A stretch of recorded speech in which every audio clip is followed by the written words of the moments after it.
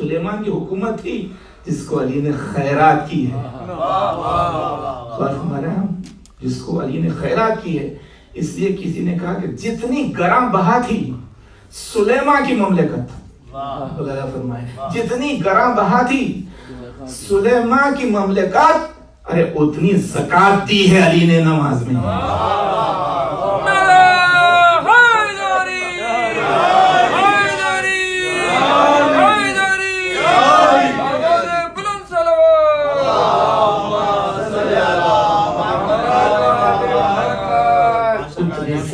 دی ہے جی.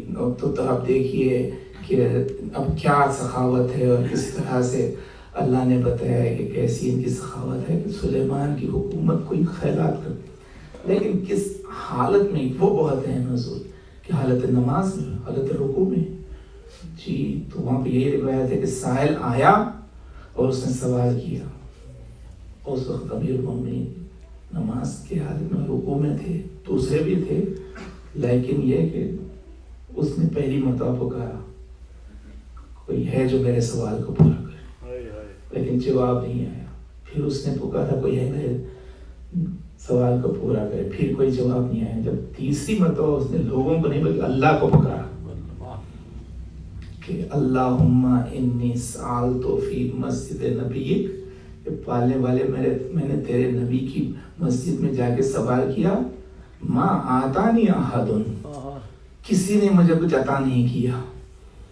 تو آپ دیکھیں 2 مرتبہ اس نے سوال کیا، کسی نے جواب نہیں دیا، امیر المومنین نے بھی نہیں دیا. تیسری مرتبہ اس نے اللہ کو پکارا.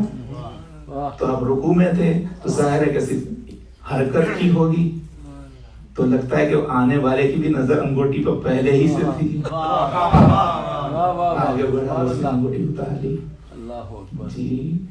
تو یہ جو آپ لوگ کہتے ہیں کہ سر یہ کیا ہوا کہ علی تو وہ کہتے ہیں کہ وہ تو ایسی نماز پڑھتے تھے کہ پیر میں تیر لگا تو اس کو نماز میں کھینچ دیا اور ان کو خبر نہیں ملی. یہ کیا ہوا؟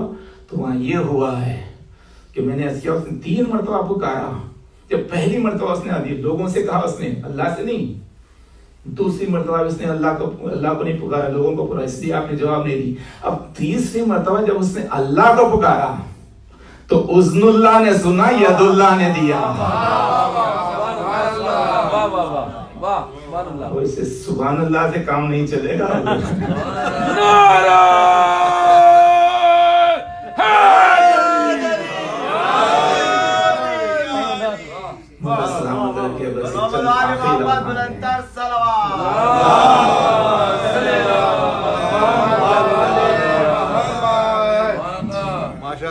اللہ کو اس نے پکارا، اذن اللہ نے سنا، ید اللہ نے دیا. سمجھنے کی بات ہے. اور میں کہتا ہوں سمجھنا اگر کوئی چاہے تو بہت سے مواقع ہیں. اور میں کہتا ہوں کہ کسی سے نہ صحیح اس فقیر مسجد سے سمجھیں، وہ بھی کچھ سمجھا رہا ہے جی، وہ بھی کچھ سمجھا رہا ہے. اس لیے کہتا ہے کہ کہتا ہے فقیر در مسجد یہ جہاں سے، مولا یقین کہتا ہے فقیر در مسجد یہ جہاں سے، اللہ سے مانگو گے تو حیدر سے ملے گا. اللہ سے مانگو گے تو حیدر سے ملے گا. بحضور اور اس کے بعد ہی پھر آئے انما نازل ہوئی جی. اور رسول اللہ نے بتا دیا کہ علی تمہارا جو عمل ہوا تو اللہ نے تاج ولایت تمہارے سر پر رکھ دیا. لیکن لکھا یہ ہے کہ آپ نے حضرت علی سے کہا تو آپ نے کہا یا رسول اللہ میں نے تو اس مقصد سے تو خیرات نہیں کی تھی. کہا نہیں تمہارا عمل اللہ کو بہت پسند آ گیا. تو آپ نے حضرت علی سے کہا تھا لیکن یہ بات لیک ہو گئی اور ان تک پہنچ گئی. حسرت تھی کہ ہم کو بھی ملا ہے.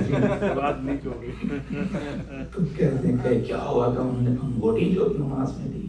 تو باقاعدہ تاریخ بیان کرتی ہے کہ 40 دن تک اصحاب رسول باقاعدہ پلاننگ کرتے تھے، فقیروں کو باقاعدہ اسائن کرتے تھے، بلاتے تھے، مقرر کرتے تھے کہ ہم نماز پڑھیں گے، تم آنا، سوال کرنا اور ہماری انگوٹھی لے کے چلے جانا. تو ابھی ہوشیار تھے اپنا کیے چلے جا رہے. لیکن لکھا ہے کہ جیسے انگوٹھی دیتے آتے رسول اللہ کے پاس, کہتے یا رسول اللہ کوئی آیا تھا ہی, یا رسول اللہ جبرائیل آئے تھے. رسول اللہ کہتے تھے نہیں جبرائیل تو نہیں آئے. اب ظاہر خود مجسم کے مالک تھے رسول, سیدھا کہہ دیتے تھے. لیکن اگر میں ہوتا تو کہتا کہ جبرائیل آنے والے تھے, تمہارے اس عمل کو دیکھ کے پلٹ کے چلے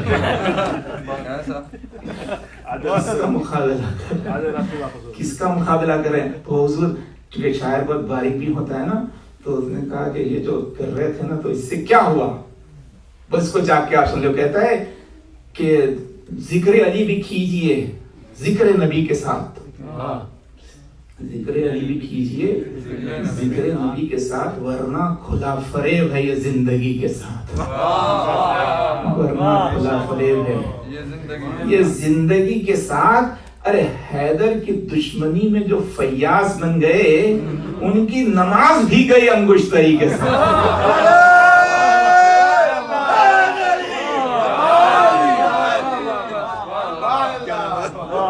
حیدر کی دشمنی میں جو فیاض نماز بھی گئی انگشتری کے ساتھ. حضور مولا کو آباد رکھے, خوش رکھے, اسی طرح سے علی کی محبت اور پروان چڑھے اور عنایت قبول کریں.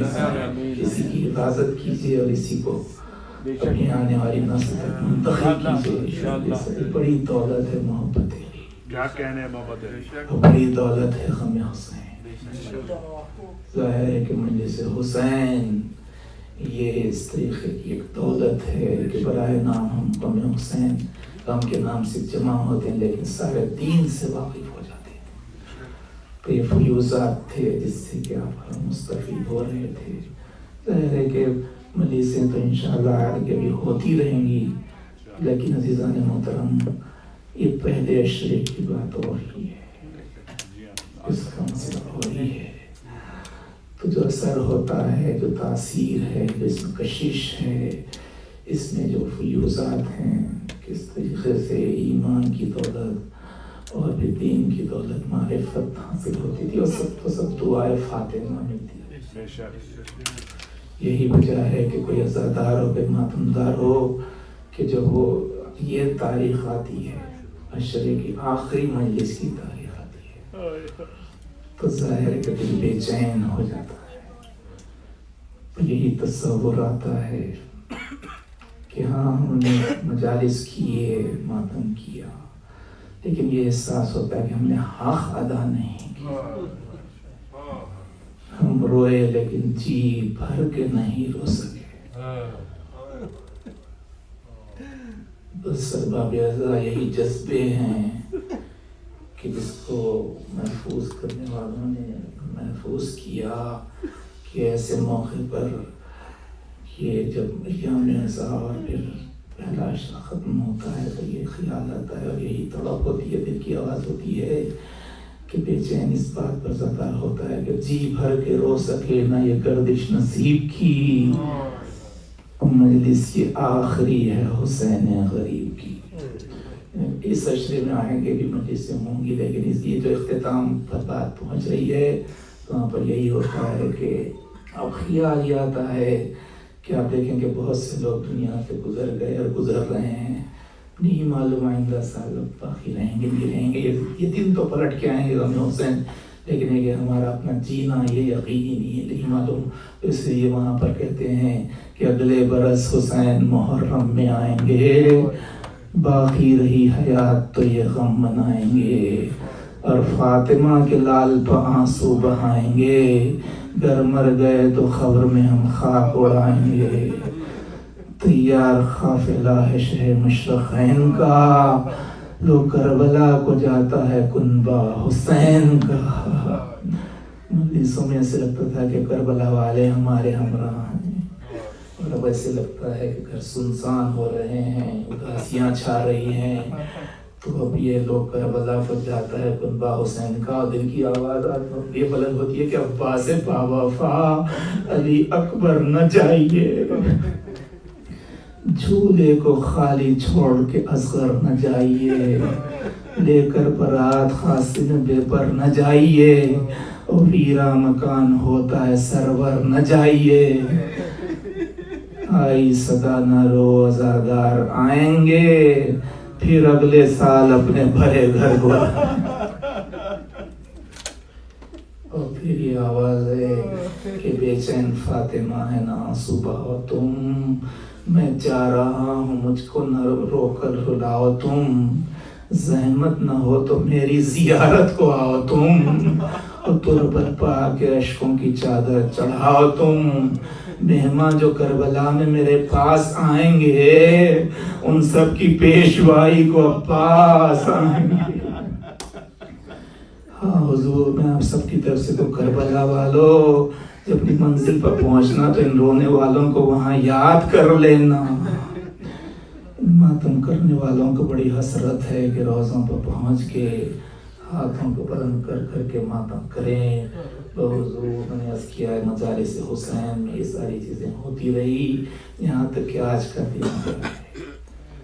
آج کی مجلس کا تو عنوان الگ ہی ہے، یہ خصوصی عنوان ہے کہ آج یہ ہمارے رضا خانوں میں عنوان مجلس ہے کہ آج سویم کی مجلس ہے، کوئی کہتا ہے زیارت کی مجلس ہے، تو حضور 1-2 کا نہیں 72 کا سویم ہے۔ کیسوں کا سویم ہے؟ اکبر سے شیریں سخن کا سویم، قاسم سے گل بدن کا سویم ہے، اکبر سے غنچہ رحم کا سویم ہے، عباس سے دلاور کا سویم ہے، حسین سے سرور کا سویم ہے۔ حضور، آپ جانتے ہیں کہ ہمارے اپنے کلچر کی بات ہے، ہمارے اپنے رسومات کی بات ہے کہ کوئی اگر دنیا سے گزرتا ہے تو اس کا سویم بھی ہوتا ہے، اس کا 10واں بھی ہوتا ہے، 20واں ہوتا ہے، مہینے کی فاتحہ ہوتی ہے، چیلم ہوتا ہے، اور یہ لیکن ازاداروں جو شمار کیے جاتے ہیں دن کہ مثلا سویم 30 دن ہوتا ہے، لیکن میں ایک جملہ کہوں گا جب آپ یاد کریں گے پڑھیں گے تو کہیں پر آپ نے دیکھا کوئی اگر گزر جائے تو 30 دن جو سویم ہوتا ہے تو وہ دن جو شمار کیے جاتے ہیں وقت انتقال سے نہیں بلکہ وقت دفن سے وہ دن شمار کیے جاتے ہیں۔ یہ عزاداروں، آپ حسین کا سویم تو کر رہے ہیں لیکن بتاؤ کیا حسین دفن بھی ہو گئے؟ اس کا سویم ہے جس کا جنازہ 3 شبانہ روز جلتی زمین پر پڑا، اس پر سے رات بھر کی اوس اور دن بھر کی دھوپ گزرتی ہے۔ حضور، یہ وہ مصیبت ہے کہ جس کا تعلق احساس سے ہے۔ آپ کو معلوم ہے یہی وجہ ہے کہ ہمارے پاس رسومات میں ہے کہ اگر کہیں پر بھی تم خبر سنو کہ کسی کا دم ٹوٹ گیا ہے، کوئی گزر گیا ہے، تو کہیں بھاگو دوڑو وہاں جاؤ اور جا کے اصل وارث غم کا ہاتھ بٹاؤ، اس لیے کہ اگر ان چیزوں میں تاخیر کوتاہی ہوتی ہے تو وارث غم کے دل پر داغ زندگی بھر رہ جاتا ہے۔ اب آپ جانتے ہیں چوتھے امام جو 40 برس تک تڑپتے تھے، بار بار یہی کہہ کے روتے تھے، ہائے میں وہ بد نصیب بیٹا ہوں جو اپنے بابا کو وقت پر دفن نہیں کر سکا۔ اور عزادار نے 2 چیزوں پر تڑپتے تھے، ایک تو یہ کہتے تھے کہ میں بد نصیب بیٹا ہوں جو اپنے باپ کو وقت پر دفن نہیں کر سکا، اور کبھی کہتے تھے میں وہ بد نصیب بھائی ہوں جو اپنی معصوم بہن کی وصیت پر عمل نہیں کر سکا۔ جب زندان میں سکینہ کا دم ٹوٹ رہا تھا تو یہ وصیت کی تھی، بھیا میں نے پیاس کی بڑی مصیبت برداشت کی ہے، اے ماں جائے ہو سکے تو مجھے کسی ٹھنڈے مقام پر دفن کر دے۔ جزاکم اللہ خیر الجزا۔ حضور نے عرض کیا کہ باپ کا معاملہ نازک ہوتا ہے، وارث غم، لیکن یہ کہ وقت پہ دفن اس کا ہوتا ہے کہ جو اپنے وارث کو چھوڑے اور وہ وارث آزاد ہو، اسیر نہ ہو۔ مگر واہ محمدہ، امام زین العابدین ادھر یتیم ہوئے، اسی کے ساتھ اسیر ہو گئے، اور ان کو اسیر کر کے کربلا سے کوفہ اور کوفہ سے شام لے جایا گیا۔ کل آپ نے تذکرہ سنا 11ویں محرم کو اسیر کر کے لے جائے گئے۔ اور روزے کو میں تمام کر رہا ہوں آج کی اس خصوصیت کے لحاظ سے کہ 12 محرم ہے۔ یہ تاریخ بھی اپنے آپ میں ایک تاریخ رکھتی ہے کہ آج کا دن وہ ہے کہ جب کہ اس رائے اہل بیت کوفہ پہنچ گئے، بحضور کوفہ پہنچے ہیں، تو ظاہر ہے کہ کیا ہوا وہاں پر، قیامت گزر گئی اہل بیت کے دلوں پر، بالخصوص زینب کو بابا کی حکومت کا زمانہ یاد آنے لگا۔ اور لکھا یہ ہے کہ وہاں پر یاد آیا زینب کو کہ جب امیر المومنین ظاہری خلیفہ تھے تو یہ حالت تھی کہ ایک مرتبہ وہاں کے رؤساء کے افراد آئے اور انہوں نے امیر المومنین سے معاوضہ کیا کہ مولا ہماری عورتیں آپ کی شہزادیوں کی زیارت کرنا چاہتی ہیں، ملنا چاہتی ہے۔ تو آپ نے کہا کہ رکو میں زینب سے پوچھ لوں۔ تو آپ نے دریا سے تو شہزادی کو بابا اگر آپ کی مرضی ہے تو کوئی مسئلہ نہیں ہو، آ سکتے ہیں۔ تو امیر المومنین نے اجازت دی تھی، لیکن آپ نے خاص طور سے کہا تھا کہ لوگوں تم اپنی عورتوں سے کہنا کہ وہ آئے زینب سے ملنے کے لیے، لیکن وہ ایک ایک کر کے آئے، ہجوم کر کے نہ آئے کہ میری بیٹی زینب ہجوم کی عادی نہیں ہے، آئے اسی کوفے میں زینب آئی ہے۔ اب ہجوم کا یہ عالم ہے کہ جگہ نہیں مل رہی، راستہ نہیں مل رہا ہے، سواریوں کو روک دیا گیا ہے، اور جس مقام پر سواریوں کو روکا گیا تھا وہیں پر اہل بیت کے گھرانے کی ایک کنیز کا گھر تھا جس کا کہ نام ام حبیبہ تھا۔ کہتے ہیں وہ بی بی سکٹ کا جو معجزہ ہماری خواتین سنتے ہی ہیں، اس میں ہے کہ یہودی متاثر تھے جناب صلی اللہ کے معجزے سے، اور انہوں نے کنیز دی تھی، اس کا نام آپ نے ام حبیبہ رکھا تھا۔ تو اس گھرانے کی کنیز تھی اور اہل بیت کی خدمت کرتی تھی، یہاں تک امیر المومنین جب کوفہ آئے تو وہ بھی ساتھ میں آئی۔ بعد میں امیر المومنین شہید ہوئے، اہل بیت پلٹ کے مدینہ چلے گئے، لیکن اس کا عقد وہیں پر ہے، کسی شخص سے ہو گیا تھا، تو یہ کوفہ ہی میں تھی۔ تو ظاہر ہے کہ اب 40 ہجری میں امیر المومنین کی شہادت ہوئی، اب 20 سال کا وقت گزر گیا تھا، تو اب 61 ہجری تھی، تو اب ظاہر ہے کہ اس کو خیال آتا تھا اہل بیت کا، تو اہل بیت کے گھرانے کی کنیز تھی، تو لیکن اس وقت خود اس کی کئی کنیزیں تھی، وہ خود ایک مالدار تھی۔ تو ایسے میں ایک مرتبہ آ کے کنیزوں نے کہا کہ بی بی چلیے ہم کو تماشا دیکھنا ہے۔ ام حبیبہ نے کہا کہ نہیں میں تماشا نہیں دیکھوں۔ کس کا تماشا؟ کہا بی بی کچھ قیدی آئے ہیں ان کا تماشا دیکھنا۔ ام حبیبہ نے کہا نہیں میری شہزادی فاطمہ نے قیدیوں کا تماشا دیکھنے سے منع کیا ہے کہ وہ خود ہی شرمندہ رہتے ہیں، وہ خود ہی خجل ہوتے ہیں، ان کو کیا دیکھا جائے، میں نہیں دیکھوں گی تماشا۔ بس ایک مرتبہ کہا کہ کنیزوں نے کہا بی بی ہم نے بھی بہت قیدی دیکھے ہیں، لیکن یہ کسی اعلیٰ گھرانے سے تعلق رکھنے والے لگتے ہیں، انوار اللہ لگتے ہیں، آئیے دیکھیے۔ کل نہیں دیکھوں گی۔ بس ارباب اعلیٰ ام حبیبہ اپنے مقام سے اٹھی تو صرف ایک لفظ پر جب آگے کنیزوں نے کہا بی بی چلیے ہم نے سنا ہے کہ یہ قیدی مدینے کے رہنے والے ہیں۔ بس اب جیسے مدینے کا نام سنا تو شہزادی فاطمہ ذہن میں آ گئی، مدینے کے شہزادے ذہن میں آ گئے، مدینے کے شہزادے ذہن میں آ گئی۔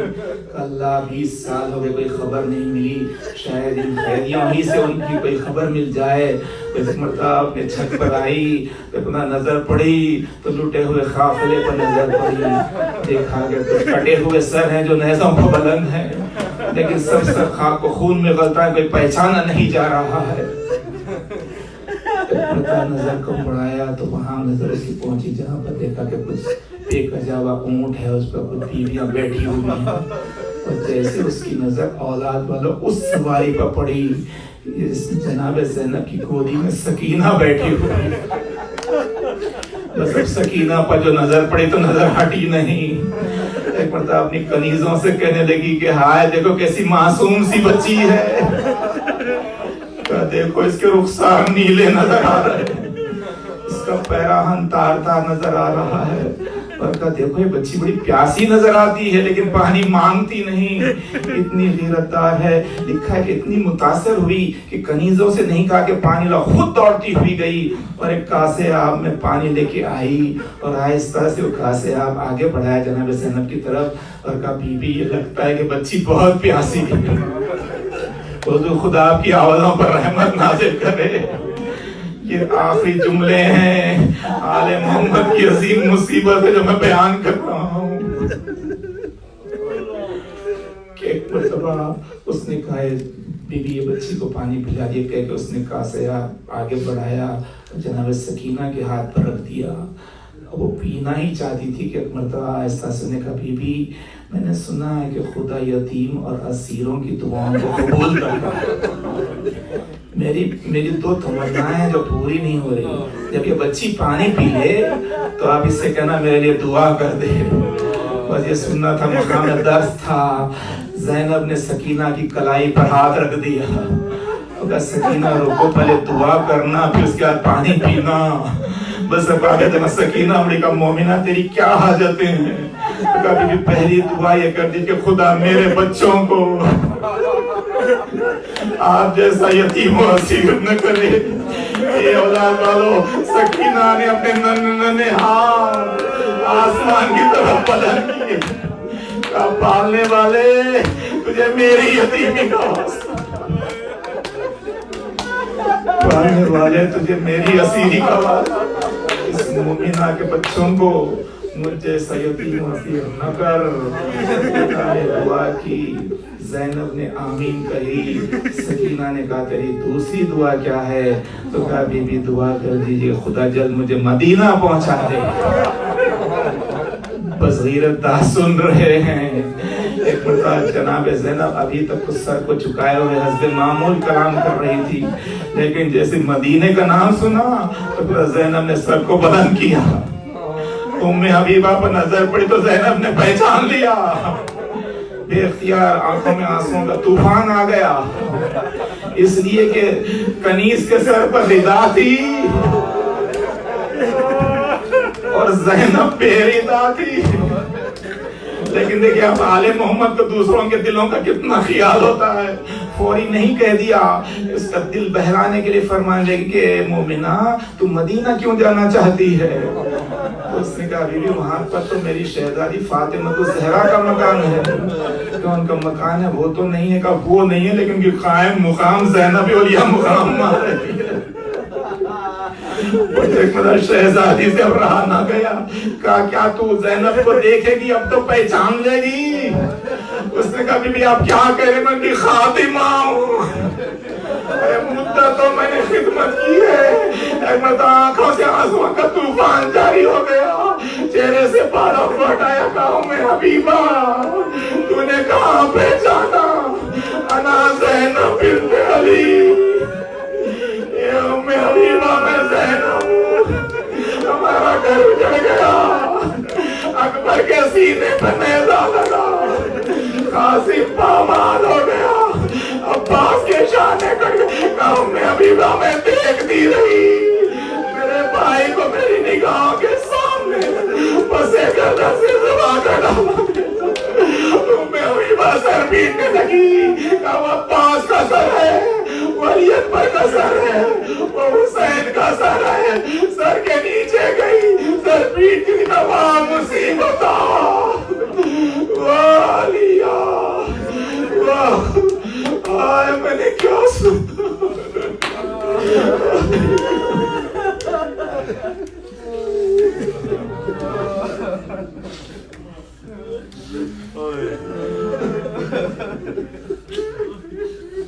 یا حسین یا حسین یا حسین یا حسین یا حسین یا حسین